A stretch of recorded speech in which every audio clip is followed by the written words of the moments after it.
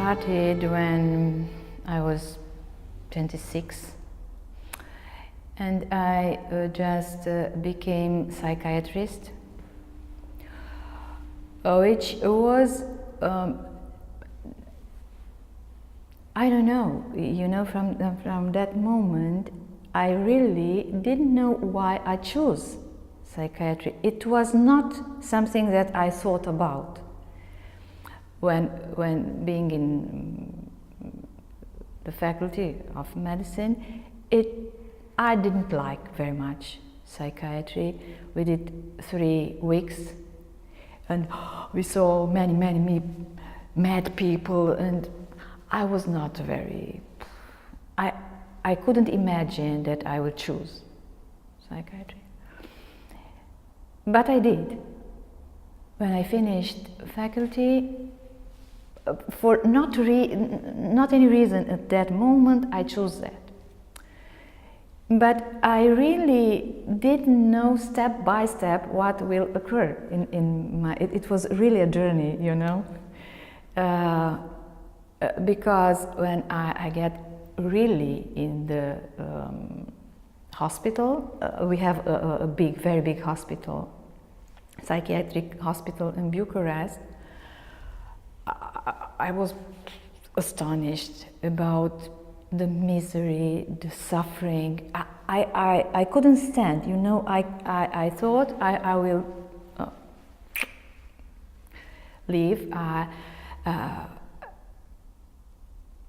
Day after day I cried, getting home. I say, I cannot do this, it's too much.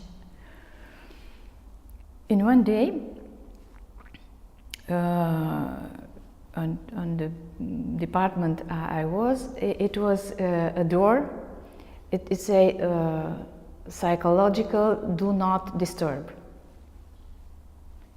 And I didn't disturb, I waited until the door was open, and the wonderful lady asked me to enter, and I said, what is about here? And she knew. She said, oh, you are a resident in psychiatry, you are new, you are okay. Did you read Freud? No, I didn't. I heard about him, but no, I didn't. And she gave me 2 books. She said, read them, you have a lot of time here. It was really, I had a lot of time, so I read, and that was the beginning when I wrote Freud, and I say, this man writes here what I think. It's impossible. Who is that man? And that lady, when I said, I cannot endure, it's too much suffering here, I cannot stand it. And she said, Rita, there will come a day when you will do what you feel it's right to do for them. These words were the first words that someone told me that it's possible for me to do how I think it's right to do. And maybe because she was psychoanalyst, maybe because she gave me Freud, maybe everything, it matters, you know. That was, that she told me if I want to know myself and to raise my ability to stand the suffering and to help people, I can do that. So I did. Maybe you know something about our society. It was very little in 90s. We were few people, and when here came and we become a study group, I was among the people who became candidate for in the first steps. Because from the beginning, I think I worked with very ill people. You know, I worked in the hospital, and I worked in the hospital 17 years as a psychiatrist, and so every day very, very ill persons and suffering, and I realized step by step that they were very, very traumatized from multi-level trauma, you know. And step by step, working with them in group with psychotics, I worked 5 years. I ran a therapy group in the rehabilitation field. I worked for 8 years. And I was very, very deeply concerned about how they were so very, very traumatized in many senses, you know. And after that, I read a lot about this, and it was interesting for me, the transgenerational trauma. And I realized that even including the social aspects, you know, the relational, the family, everything, I really think that we are a traumatized people, and I can recognize that from a few signs in a person. One of the papers I like very much, I wrote, it's hatred as an inheritage. It was a conference, our first conference, in fact, in Romania. It was an international conference in 2008. It was a big conference about hatred. The first topic we were concerned, it was hatred, because really it is a lot, as you heard when we talked at the conference. It's something which is in ourselves very, very deeply, and we try and try again and again to speak about that, to work through. And and then I wrote a paper which I liked very much about hatred in the transgenerational, the inheritance of hatred generation after generation. And because I work so a lot with these people, I think I feel from little signs this kind of thing, and I think that traumatized people need a special technique to be with them. Not a lot of people have really a pathology, I mean mental pathology, let's say. But I don't know if this is for good, because if trauma is there and you become resilient, you cannot realize that.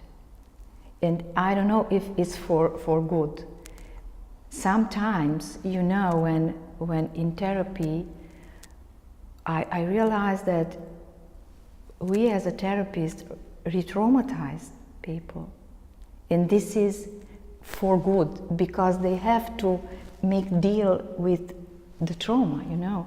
But usually people on the street cannot realize what I say, massive trauma. And I'm so very interested, because myself, I'm at an age that I didn't realize, as you wonderfully said there, you don't realize, you work, you live, you don't realize that you are in a way at an age that you have to think on things. But what I realize, that I'm more open than I ever was.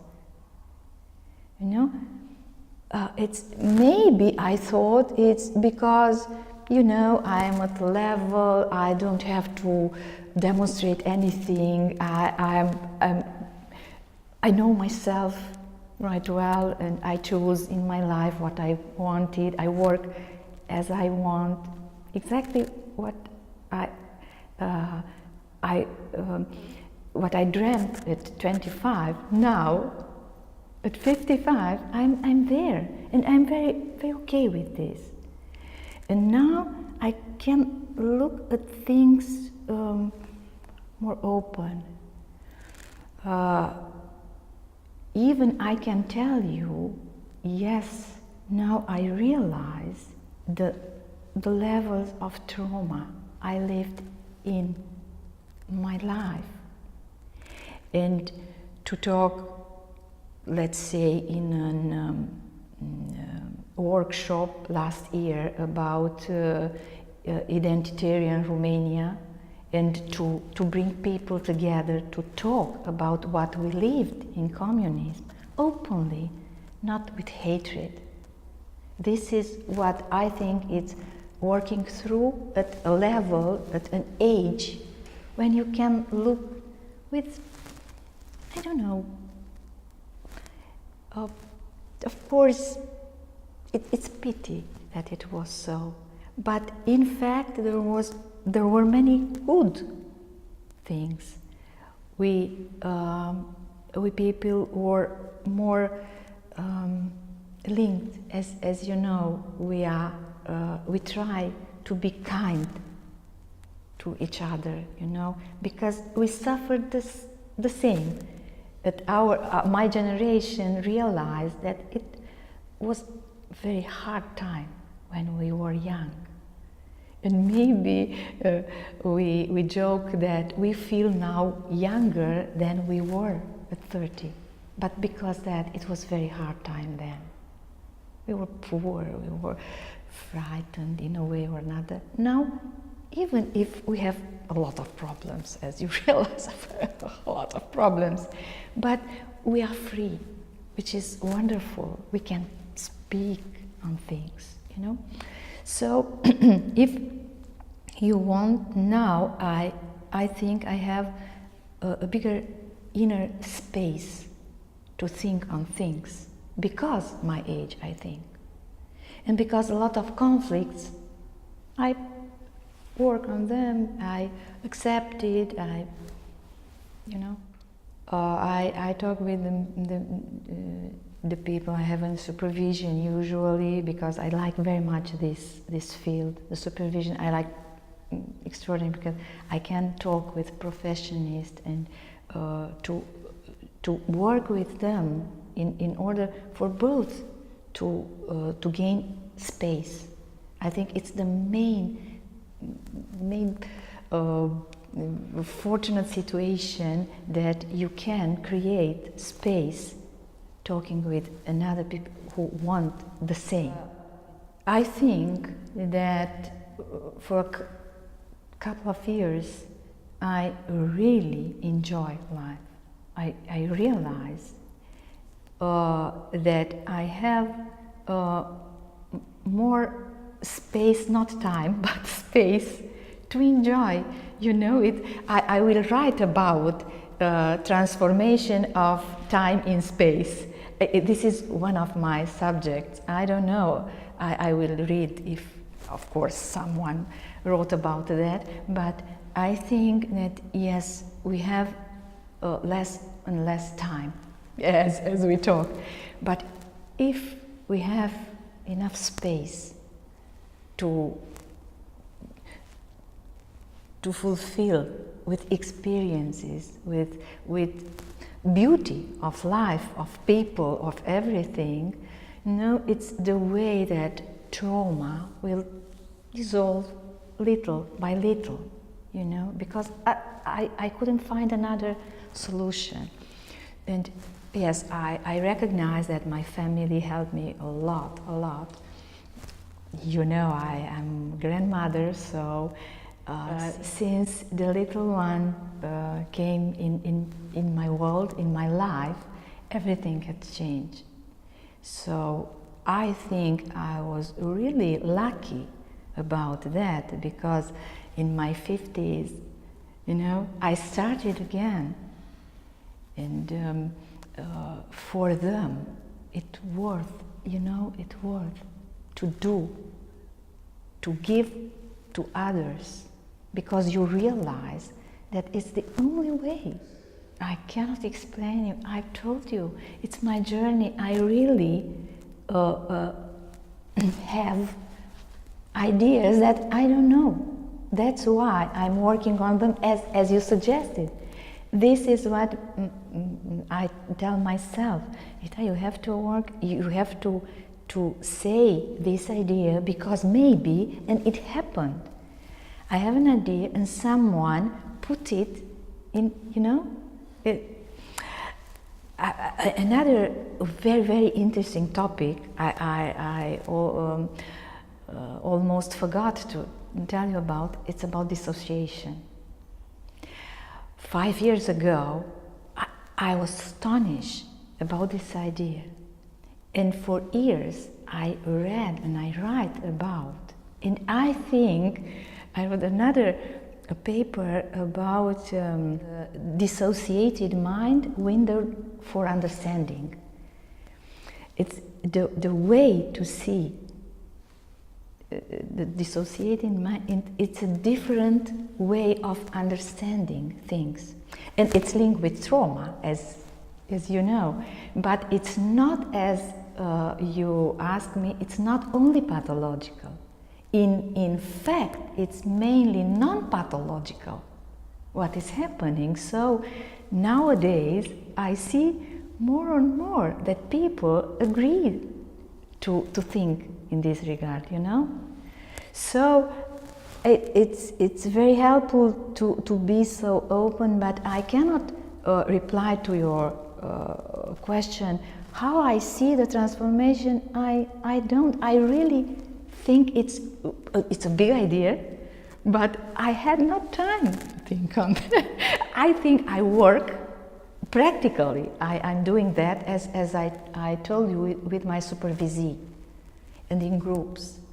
I really find that working in group, as I saw you are doing at your foundation, was wonderful. The video, I saw you working together, and I felt, you know, exactly that, a great space created, you know, the space where any idea, it's possible and it's going, it has its own life. You know? This is exactly what I see, ideas feeling in the spaces, and someone take the idea, and you know, this is how I imagine the future will be between professions. Do you know what I think? You were the one who created this space. That's why I answered, because this wisdom is in you. I couldn't think about that if you wouldn't have in your mind the question.